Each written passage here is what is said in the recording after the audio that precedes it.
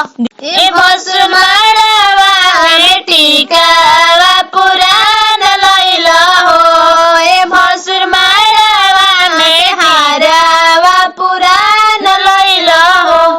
ए भसुरा बोलत काहे नइखो सकल जाल हो। अपना दीदिया के बेच के तू हरा लैल हो। ए भसुरा बोलत काहे नइखो तू सकल जाल हो। अपना दीदिया के बेच के तू सकल जाल हो। निक ना कइला ए भसुर निक ना कइला सब इज्जत बोर दिहल हो। ए भसुर आंगना में आई के इज्जत लिहल सब इज्जत बोर दिहल हो। ए भसुर आंगना में आई के पितर चढ़ैल सब इज्जत बोर दिहल हो। ए भसुर दीदिया के बेच के लहंगा लैल मारो के इज्जत बिगाड़ दिहल हो।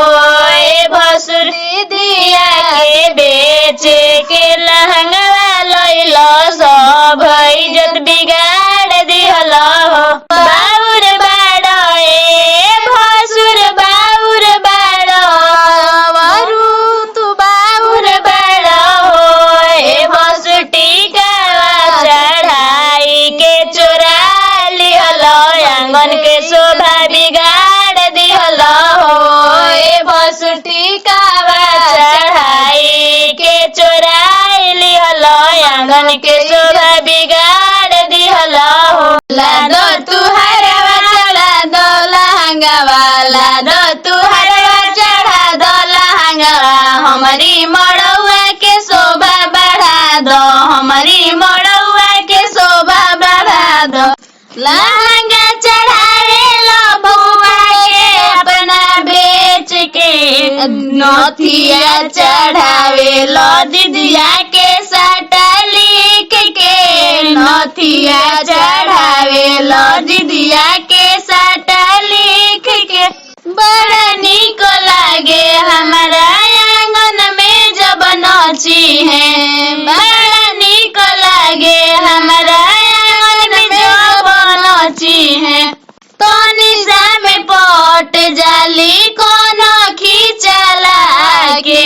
तो निशा में पट जाली कोनो खींचला के।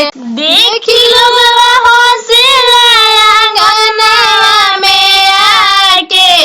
देखी लोग हौसला आंगनवा में आके। रतिया टिकवा चढ़ैल अपना मम्मी के बेच के। रतिया टिका चढ़ैल अपना मम्मी के अपना बेच के। टूटी जो बटिका तोहके खूब गरियाइब।